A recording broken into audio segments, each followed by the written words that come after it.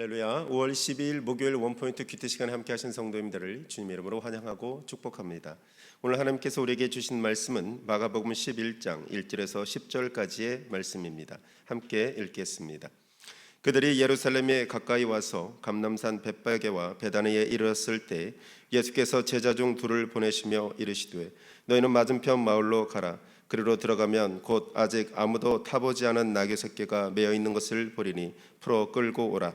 만일 누가 너희에게 왜 이렇게 하느냐 묻거든 주가 쓰시겠다 하라. 그리하면 즉시 이리로 보내리라 하시니 제자들이 가서 본즉 나귀 새끼가 문 앞 거리에 매어 있는지라. 그것을 푸니 거기 서 있는 사람 중 어떤 이들이 이르되 나귀 새끼를 풀어 무엇하려느냐 하매 제자들이 예수께서 이르신 대로 말한데 이에 허락하는지라. 나귀 새끼를 예수께로 끌고 와서 자기들의 겉옷을 그 위에 얹어 놓음에 예수께서 타시니 많은 사람들은 자기들의 겉옷을 또 다른 이들은 들에서 벤 나뭇가지를 길에 펴며 앞에서 가고 뒤에서 따르는 자들이 소리 지르되 호산나 찬송하리로다. 주의 이름으로 오시는 이여 찬송하리로다. 오는 우리 조상 다윗의 나라여 가장 높은 곳에서 호산나 하더라. 아멘. 이 시간 주의 이름으로 오시는 이여라는 제목으로 담임 목사님께서 말씀 전해주시겠습니다. 할렐루야. 우리 오늘 이제 목요일 큐티 말씀 마가복음 11장 1절에서 10절까지 이 말씀입니다. 오늘 말씀을 보시면 예수님께서 나귀를 타고 그야말로 예루살렘에 입성하는 그런 장면을 보고 있죠. 여기서 우리는 몇 가지 약간의 의문점들을 갖게 돼요. 무슨 말씀인가 하면 어떻게 예수님께서 말이 아니고 나귀를 타셨을까 하는 점이고, 또 두 번째는 어떻게 이렇게 오시는 예수님을 보고 사람들이 호산나 우리 조상 다윗의 나라여 가장 높은 곳에서 호산나 하더라, 이렇게 온 도성의 사람들이 마치 다 나와서 종려나무를 흔들면서 이렇게 환호를 했는가 하는 생각을 하게 됩니다. 먼저 여기 보시면은 이 2절에 보시면 예수님이 이제 이런 명령을 함으로 나귀 새끼를 차출을 합니다. 이르시되 너희는 맞은편 마을로 가라.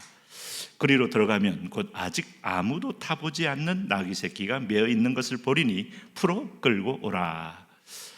이것은 뭐 당시에 왕과 같은 인물이 필요할 경우에 다른 짐승을 일시적으로 이렇게 소위 뭐 차출한다 그러죠. 전시에 우리가 가끔 사륜구동차들을 차출해서 군대의 어떤 면에서 보면 전략 자산으로 사용하는 경우가 이제 헌법에도 법으로도 명시되어 있죠.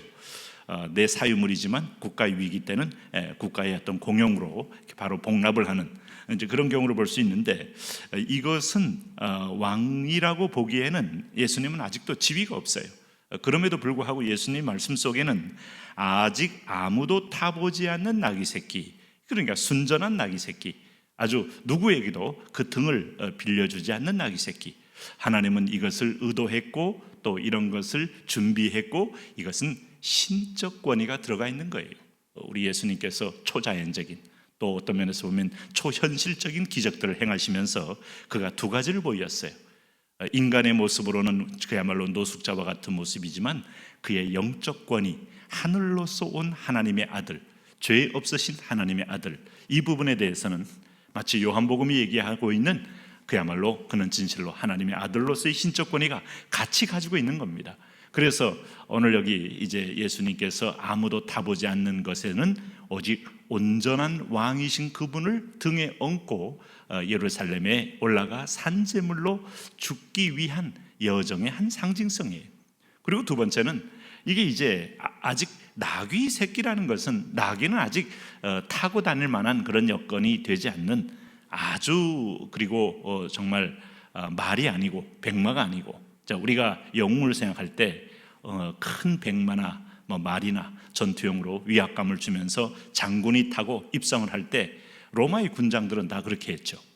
네, 마지막 전승을 하게 되면 어마무시한 말과 수많은 전리품과 그 다음에 말과 그 다음에 그 안에 있는 신귀한 보물들을 다 뒤에 태우고 로마에 입성하게 되면 그야말로 로마 시민들이 와서 큰 환호가를 불렀던 것이죠. 그러니까 그런데 예수님은 오늘 나귀를 타고 올라가신다 할 때 이게 이제 마치 왕이 나귀 타고 올라간다 할 때 당시 아마 빌라도가 아마 잔치를 하고 음주를 하고 있다가 아마 술잔을 떨어뜨릴 만큼 그나마 우스꽝스러운 모습이었다고 할 수 있어요. 헤롯이 볼 때는 정말 해괴한 일일 수 있어요. 왕이면 왕다워야지. 나귀는 지극히 공격성도 없고 전쟁에 수행하기에는 아주 지극히 물자 수송용으로 특화된 그야말로 철저하게 짐을 지는 그런 동물인 것이죠. 이런 면에서 보면 예수님께서 여기 말씀 속에는 섬기러 오신, 오늘 마가복음 10장 45절에 이미 어제 이 큐티 속에 말씀하지 않았습니까? 인자에 온 것은 섬김을 받으려 아니라 도리어 섬기려 하고 많은 사람을 위하여 대속물로 주려 함이니라. 나귀가 주님과 일체가 되어 섬기는 왕으로서 오신 그분을 그대로 보여주고 있어요. 그리고 아무도 타지 않았다는 걸 강조하는 것에는 하나님께 드릴 성결하고 신실한 정결한 제물임을 얘기하고 있어요. 우리가 구약에서 제사를 드릴 때 우리가 첫 새끼, 그리고 아주 이렇게 때도 묻지 않고 상처도 없는 그런 양들, 염소들, 이걸 골라서 드리는 것은 하나님 앞에 정결한 제사를 의미하는 거죠. 우리가 번제단을 통과하고 물두멍을 통과한 것은 정결함을 통하여 하나님 앞에 지성소에 가서 나를 제물로 드리는 겁니다. 그러므로 이 과정이 없다면 우리는 하나님 만날 수 없어요. 예수님 바로 그런 인류의 대표로, 두 번째 오신 아담은 두 번째 인간을 새롭게 할 대표로 그렇게 입성하고 있습니다. 그래서 여기 3절에 보니까 그분의 신적 권위를 강조하는 거예요. 누가 너희에게 왜 이렇게 하느냐 묻거든 주가 쓰시겠다 하라 하는 말씀 속에 하나님의 신적 권위가 있는 거죠. 그래서 여기 가보니까 정말 그 자리에 나귀가 매여 있었고, 그 어떤 이들이 이르되 나귀 새끼를 풀어 무엇 하려냐 하매 오늘 제자들이 예수께서 말씀하신 대로 말하니까 이에 그대로 허락했다 하는 것은 보면 예수님은 권력을 진 분이 아닙니다. 예수님은 당장 그 지역에 무슨 엄청난 기득권의 어떤 총사령관이 아니에요. 이걸 안 주면은 위해를 당하기 때문에 그냥 억지로 주는 게 아닙니다.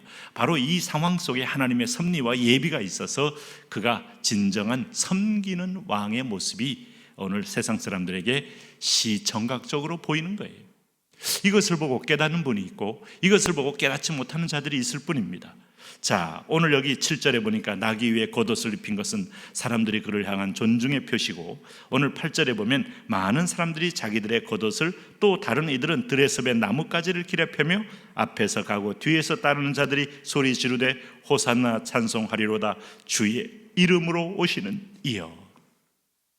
이 고백 속에서 이들은 이사야가 예언했던 그 그리스도, 오실 메시아에 대한 꿈과 기대가 있다고 보여집니다. 그리고 10절에 찬송하리로다 우리 조상 다윗의 나라여.